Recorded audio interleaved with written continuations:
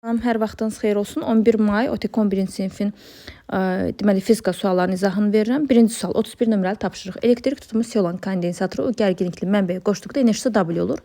Bu kondensator 2U gərginlikli mənbəyə qoşduqda tutumu və enerjisi nə qədər olar? Deməli uşaqlar tutumun düsturu epsilon 0s bölünsün D-dir. Yəni burada U-dan, Q-dən heç bir asılılıq yoxdur.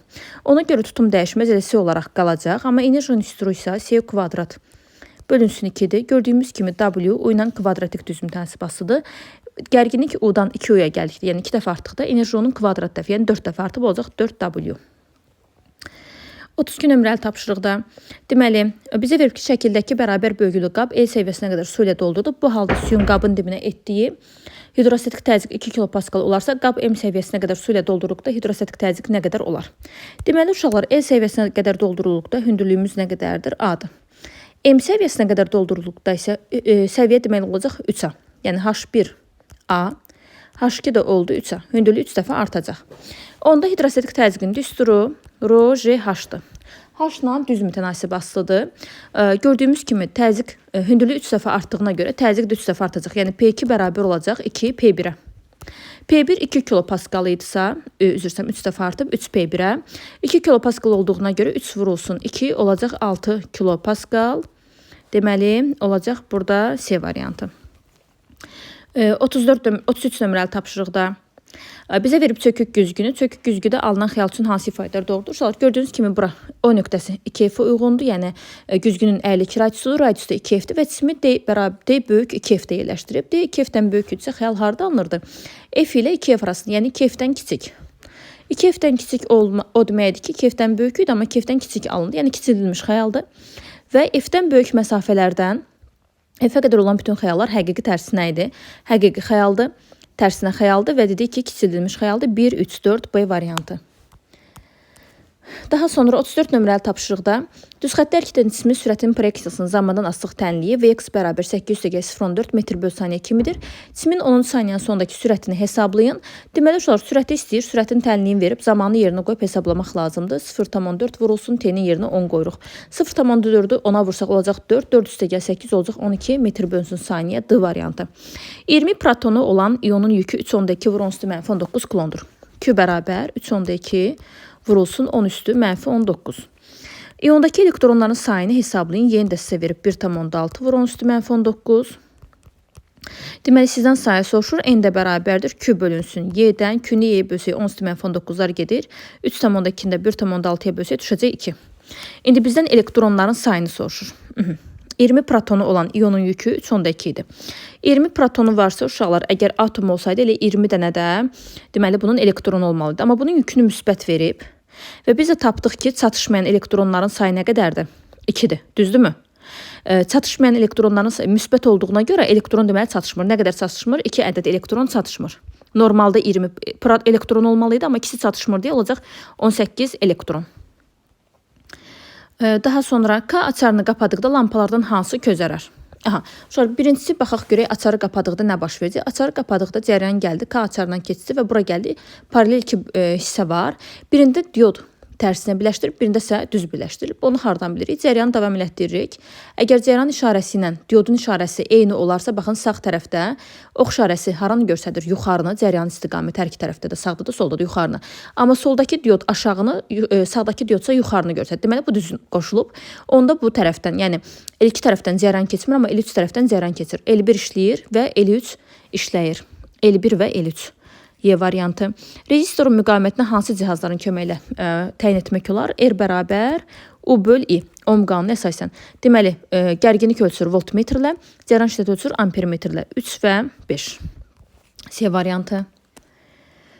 38. Yer səthindən 20 metr/saniyə sürətlə şaqili yuxarı atılmışdır cisim. Onun sürətinin modulun zamandan asılıq qrafiki hansıdır? Müqavimət nəzərə alınmır, lap yaxşı. V bərabər uşaqlar yuxarı atılmış üçün V0 çıxılsın, JT-dir. Və burada uşaqlar 20 metr/saniyə sürətlə atılıb. Bizə lazımdır son sürəti hesablayaq. H maksimal hündürlüyü sürət nəyə bərabər oldu? 0-a. 20 çıxılsın, deməli 10T. Buradan da alırıq ki, T bərabər 2 saniyə. Deməli, cisim 2 saniyə yuxarı qalxmışdı və T qalxma düsturu nə idi uşaqlar?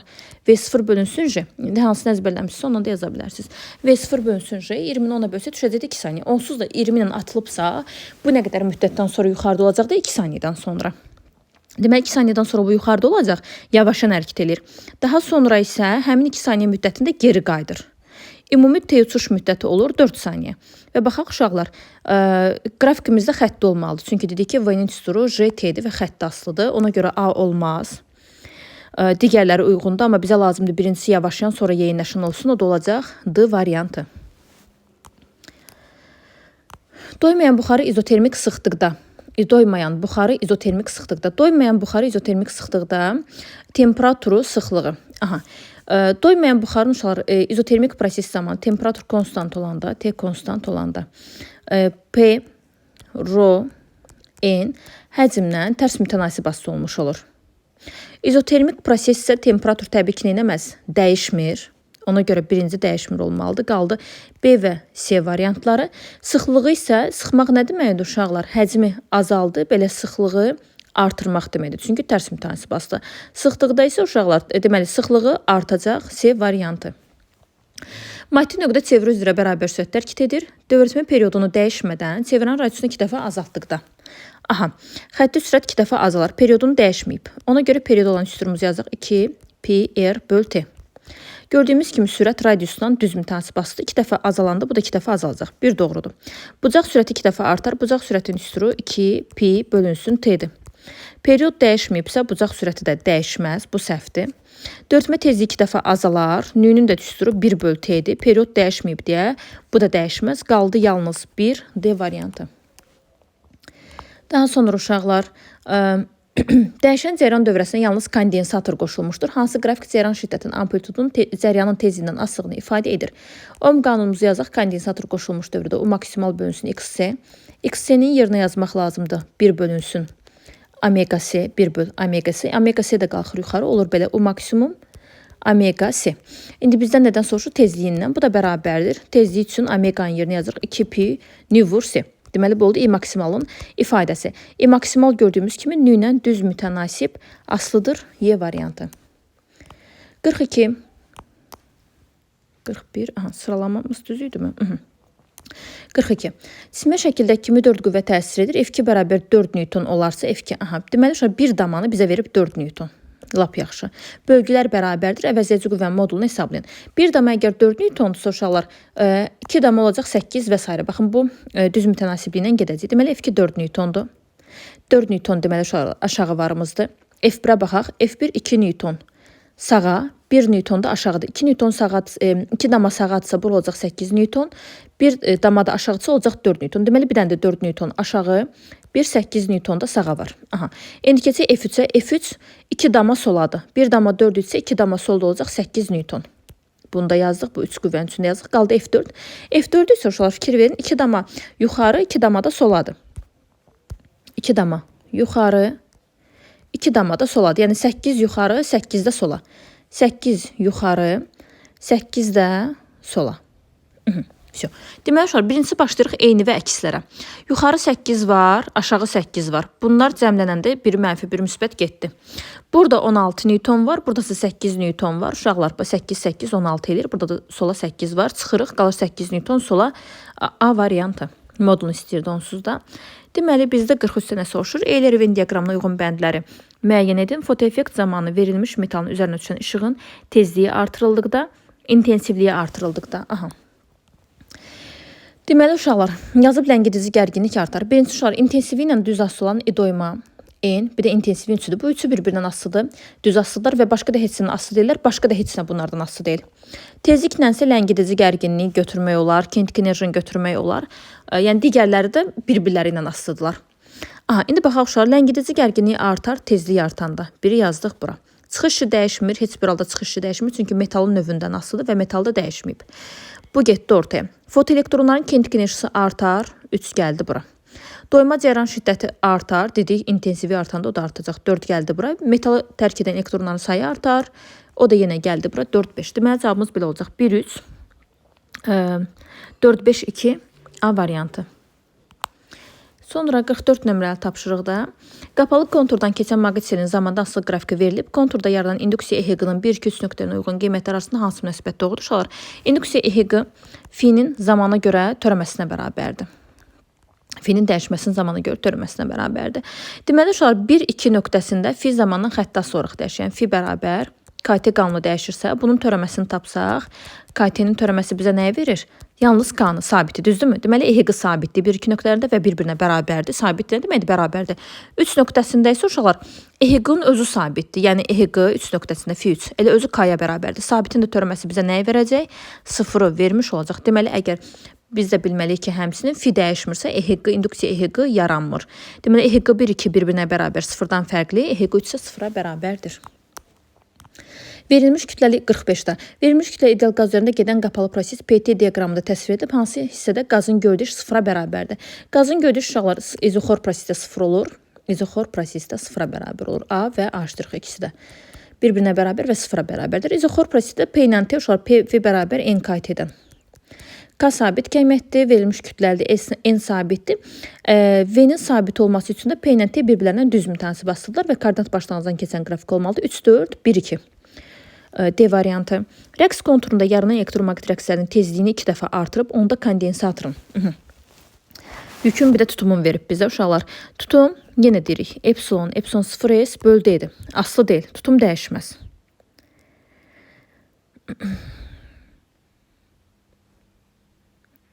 Aha, burada variantdan da elə bildim çox seçməli cavablarda. Aha, burada da variantdan uşaq. Tutum dəyişməz, ona görə bunların hamısı səhvdir. Qaldı yük. Yükün də düsturu uşaqlar nədir? Deməli, rəqs konturunda yaranan elektromaqnit rəqslərinin tezliyini 2 dəfə artırıb. Deməli, E maksimum bərabərdir. Q maksimum vur omeqadır. Omeqanı da yerinə yaza bilərik ki, 1 bölünsün LC və 2 pünü yaza bilərik.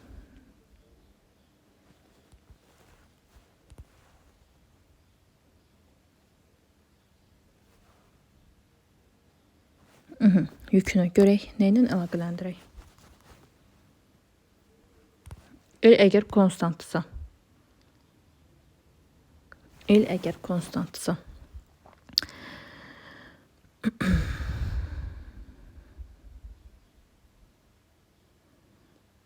Üzr istəmişəm, sualı səhv başa düşürəm mən. Rəqs konturda yaranan elektromaqnit rəqslərinin tezliyi 2 dəfə artıb. Deyir, tezliyi 2 dəfə artıb. Yəni, burada hansı proses apardıb ki, tezliyi 2 dəfə artıb? Deməli, rəqs konturu üçün nü bərabər 1 bölünsün 2 pi. Kök altında LC ifadəsini yazırıq. L sabitdir, lap yaxşı. Deməli, nü S ilə tərs mütənasib asılıdır. Tezliyi 2 dəfə artıb. Tezliyi 2 dəfə niyə artıb? Çünki tutum 4 dəfə neyiniyib? Azalıb. Kök altı tərs asıdır axı. Biz 2 almağımız üçün kök altında 4 olmalıdır. Plusdakı bu artıb deyə o azalmalıdır. 4 dəfə azalıb C variantı. 47. Çəkisiz çubuqdan asılmış yüklər şəkildəki kimi tarazlıqdadır. M1 M olarsa M2 kütləsini müəyyən edin. M1 M-dir. M2-dir müəyyən edin və çəkisiz çubuqdur. M-cisini çəkməyə ehtiyac yoxdur. Baxın, dayaq nöqtəsinə görə momentlərimizi tapaq. Deməli, M2J, burada M2J var, qüvvəmiz. Buradasa M1J-dir. M1J. Qollarımız baxaq, burada 2-dir. Buradasa 2, 4, 6. Aha. M1J vur 6 bərabərdir. M2J vurulsun 2-yə. J'lər getdi. 6 ilə 2 getdi. Qaldı 3. M1 də M vermişdir. Deməli, M2 bərabər olacaq. 3M A variantı. 2 koherent mənbə dalğa uzunluğu lambda olan işıq şüalandırır. Yollar fərqinin hansı qiymətindən baxılan nöqtədə interferensiya minimum olar. Tam ədədlərdə olmayacaq. Qaldı bu kəsirli ədədlər. Uşaq kəsirli ədədlərdən də 2,6, 2,1 uyğun gəlmir. Yalnız olacaq 3,5 lambda. Gəlin yoxlayaq. Məsələn, ifadəmiz nə idi minimum şərtində? Deməli, yollar fərqidir. Deməli, delta D bərabərdir 2K plus 1 vurulsun lambda bölünsün 2-dir. Aha. Deməli, 2K plus 1. 2K onsuz da cüt ədəddir. 2-yə bölsək tam ədəd alınır. Qalır 1. 1-i də 2-yə böləndə 15'lərdən bir şey düşür. 15'lər olduğuna görə cavabınız 15 olmalıdır. Məsələn, K-nın yerinə deməli biz əgər qoysaq 3, olacaq 2 vurulsun 3, üstə gəl 1, oldu 7. 7 vurulsun lambda bölü 2, olacaq 3,5 lambda. Bu uyğun gəlir. Amma 2,1 lambda qoyanda bizim ifadəmizə uyğun olmayan bir qiymətlər alınır. Yəni, bu şərti ödəmir. 49. Hansı ifadələr doğrudur? Verilmiş kütlə ideal qazı izobar soyutluqda. İzobar soyutluqda verilmiş kütlə ideal qazı izobar soyudub. İzobar soyutmaq nə deməkdir? Təzyiqi sabit saxlayıb, temperaturu isə azaldıb. Aha, təzyiq sabiti verib həcmi. Həcmin düsturu uşaqlar PV bərabər N KT-dən. Verilmiş kütlə ideal qazda N sabit, K onsa sabit kəmiyyətdir. Təzyiqi sabit verib V ilə T düz mütasibası. Temperatur azaldığına görə həcm azalmalı idi. Bu səhvdir. Orta kvadratik sürət azalır. Yazaq. Deməli, orta kvadratik sürətin təzyiq olan düsturu 3 PV böl M yazıram. Fərq eləmir, lap 3 RT böl M də yaza bilərsiniz. Təzyiq sabitdir. Həcm, temperatur azaldığına görə demişdik, həcm azalıb. Ona görə orta kvadratik sürət azalmalıdır. Kinetik enerjisi dəyişmir, səhvdir. Temperatur azalbsa da birbaşa o da azalıb. Konsentrasiyası yazıb azalır. Əgər həcm azaldısa, N bərabər N böl V-yə görə. Həcm azaldısa, bu artmalı idi. Qazın sıxlığı dəyişmir. Qazın sıxlığı da eynən ρ bərabər M0 vur N-dir və ya M böl V-dir. Həcmdən tərs mütənasib asılı olaraq o da dəyişməli idi. Sükunətdəki 500 qram olan cismi sabit F qüvvəsinin təsirlə hərəkətə başlayır. Cismin təcili 2 metr böl saniyə kvadrat olarsa, ilk 4 saniyə müddətində F qüvvəsinin işini hesablayın. Aha. Deməli, hərəkətə başlayırsa bu təcilli hərəkətdir. Onsuz da bizə təcili verib. İşi istəyir. A bərabərdir. F vurulsun S. F-in yerinə MA yazırıq. S-in də yerinə hərəkətə sükunətdə olduğuna görə AT kvadrat böl 2 yazırıq. Bərabərdir. 500 olacaq 0,5. Vurulsun A-nın kvadratı, yəni 4. Vurulsun 4 saniyə. 16 bölünsün 2. 2'lər getdi, qaldı burada 2. 2-ni 0,5'ə vuranda 1. 1-i də 16'ya vursaq olacaq 16 joule. D variantı. Burada sadəcə bizə deməli sürtünmə verilməyib. Məsələn, sürtünmə qüvvəsi olsaydı MA bərabər F artı çıx F sürtünmədən F artıını tapıb, sonra S-in tənliyində yerinə qoyub hesablamaq olardı. 51. Hansı halda bir cins maqnit sahəsində çevre üzrə dövr edən protonun periodu artır? Aha, periodu uşaqlar düsturu budur. Deməli 2P bölünsün Q B. Aha. Periodun artması üçün, uşaqlar periodun artması üçün B neynəməlidir? Azalmalıdır. Protonun sürəti artanda, xeyr, burada sürət yoxdur, aslı deyil. İnduksiyanın istiqamət dəyişəndə istiqamətin dəyişməsi skalyar kəmiyyəti T-yə təsirləmir onsuz da. Maqnit induksiyasının modulu azalanda, bəli, bu doğrudur. Yalnız 3A variantı. Üfüqi səth üzərində tarazlıqda olan cismə təsir edən dayağın reaksiya qüvvəsi. Uşaqlar, burada hal-hazırda cismə dayağın reaksiya qüvvəsi, bir də çəkisi var, mj. N də bərabər olacaq mj-yə. 30 bərabərdir mj. Yəni M bilmirik, J-dəki 10'dur. M olacaq 3 kilogram B variantı. 53. X oxu boyunca düz xətli hərəkət edən cismin koordinatın zamandan asılı qrafiki bu formadadır. Cismin kütləsi 4 kilogram olsa, onun impulsun modulunu hesablayın. Uşaqlar, impulsun düsturu M vurulsun V-dir. V-ni tapmaq üçün X-dan bir qat törəmə tapırıq. Deməli, M-in yerinə 4, buradan da bir qat törəmə tapsaq nə olacaq? 3. 4 vur 3 olacaq 12 kilogram metr bölünsün saniyə. 54. Sarğacdan keçən maqnit sayısı 0,4 V1 olduqda maqnit sayısının enerjisi 0,4 joule olur. Sarğacın induktivliyini hesablayın. Maqnit sayısının enerjisi L kvadrat bölünsün 2'dir. Buradan L tapmaq üçün 2W maqnit böl I kvadrat yazmaq lazımdır. L bərabərdir 2W maqnit bölünsün I kvadratı. Bərabərdir 2W maqnit, yəni 2 vurulsun 0,8 bölünsün I-nin kvadratı. I-nin kvadratı olacaq 0,16. %16. 0,8 ilə, baxın bundan tamlarını aparaq. Burada qaldı 1,6. Onu da silək, yuxarıya 10 yazaq. 8 ilə 16 getdi, qaldı 2. 2'lər də getdi, cavabınız olacaq 10 joule. 55. Gərilmə diaqramına uyğun hansı ifadələr doğrudur? OA hissəsi huqqanın ödənilir. Bəli, OA hissəsində huqqanın ödənilir və bura düz mütənasib hissədir. Növbəti hissələrdə düz mütənasibi artıq olmayacaq. Bir düzdür. AB hissəsində mexaniki gərginlik nisbi bu zamandan düz mütənasibası xeyr uşaqlar. Orada artıq qrafik düz mütənasiblik aslı olmur. BC hissəsində materialın axması baş verir. Axma uşaqlar CD hissəsində baş verir. Burada baş vermir. CD hissəsində deformasiya elastikdir. Elastiki deformasiya BC idi. Uşaqlar CD-də elastiki deformasiya yoxdur. DM hissəsində deformasiya qeyri-elastikdir. Bəli, onsuz da 2 cür deformasiyamız var. Elastiki bir də qeyri-elastiki. Elastiki B-də bitir və qalan deformasiyalarımız olacaq. Qeyri-elastiki deformasiya 1 və 5. 56. Sərtliyi 30 Nm olan yaydan asılmış cisim tarazlıqdadır. Yayın mütləq uzanması 4 cm olarsa cismin kütləsini uşaqlar. Deməli, yaydan asılmış cisim tarazlıqdadırsa mj bərabər kx-dır. Bizdən nəyə soruşurdu? Kütləni. Kütlə də bərabər olacaq kx bölünsün j-yə. İndi yerinə qoyaq. 30 Nm sərtliyidir, yəni k-dır. X-i verib 4 cm, yəni 4 vurulsun 10 üstü mənfi 2. 4 vur 10 üstü mənfi 2. Mənfi 2. Bir saniyə. Gəlin aşağıdan yazaq. M. M-i bilmirik. Bu da bərabərdir uşaqlar. 30 vurulsun 4 vur 10 üstü mənfi 2 böl 10. Bunlar da getdi. Qramla istəyir cavabı. Aha, sıfırlarımız getdi. 3-ü 4-ə vursaq olacaq 12. 12 vur 10 üstü mənfi 2 aldıq. Amma qrama çevirmək üçün 1 kiloqram 1000 qramdır və ya 1 qram 10 üstü mənfi 3 kiloqramdır. Burada bizə 10 üstü mənfi 3 lazımdır. Ona görə də belə eləyəcəyik uşaqlar. 120. Bura bir sıfır artırırsınız. Vurulsun 10 üstü mənfi 3. Baxın, təzən sıfırların birini sizdən də eyni faydarıq. 10 üstü mənfi 2. Deməli 120 qram olacaq. Bərabərdir 120 qram. Bu belə. Növbəti məsələ, uyğunluğu müəyyən edin.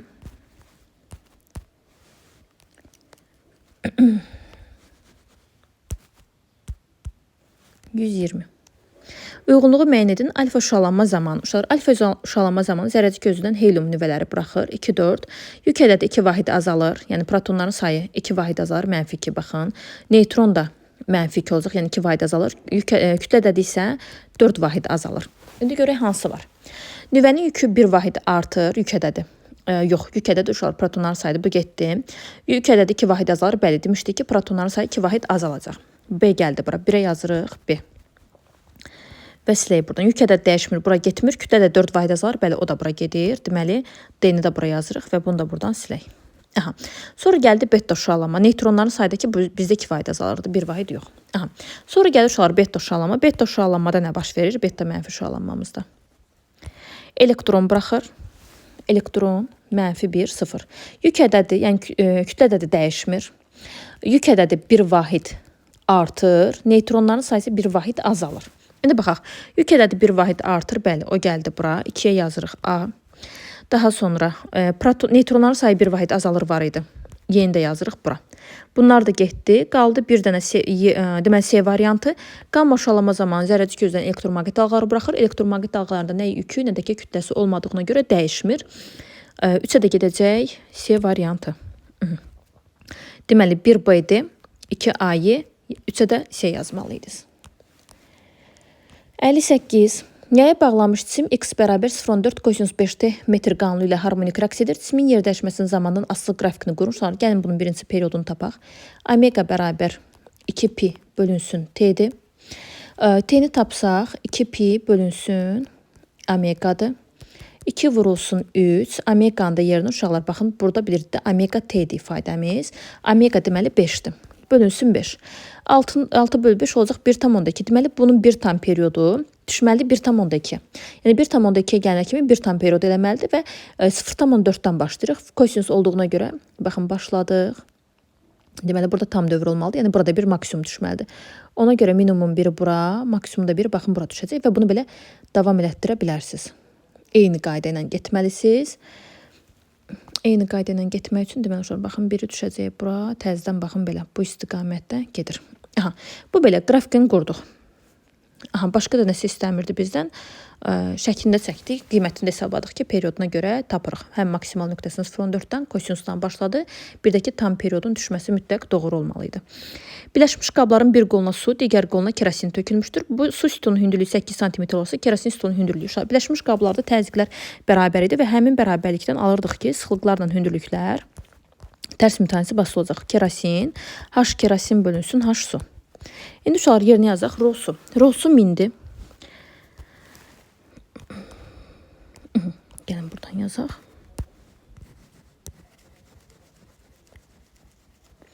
Deməli uşaqlar rho su 1000'dir. Buraya yazıram 1000. Bölünsün. Kerosin 800'dür. H kerosin gəlir. H kerosini bilmirik. Elə H kerosin yazırıq. H suyunu da yerinə 8 cm yazırıq. Cavabı da 10 cm-ni istəyir. Buraya yazıq 8. Minlər, sıfırlarımız getdi. 8'lər də getdi. Alarıq ki, H kerosin bərabərdir 10 cm. Bu da olur cavabınız. 60'da kütləsi 400 qram olan cisim müəyyən hündürlükdən 6 saniyə müddətində sərbəst düşür. Düşmə müddətində ağırlıq qüvvəsinin işini hesablayın. A bərabərdir. Ağırlıq qüvvəsi müsbət iş görəcək. Çünki aşağı düşür. Ağırlıq qüvvəsi də aşağıda MJH-dır. H-ın da yerinə sərbəst düşdüyünə görə JT kvadrat bölü 2 yazırıq. İndi yerinə qoyaq. 400 qram, yəni 0,4 kiloqram. 0,4 vurulsun J-nin kvadratı 100. Vurulsun T kvadratı 36 bölünsün 2-yə. Böl 2. Deməli 0,4'ü 100'ə vursaq uşaqlar olacaq 40. 2 ilə də 36-nı ixtisar aparsaq qalacaq 18. 18-i də 40-a vurmaq lazımdır. 18-i də 40-a vuraq. 18-i də 40-a vursaq olacaq 720 joule. Sağ olun uşaqlar.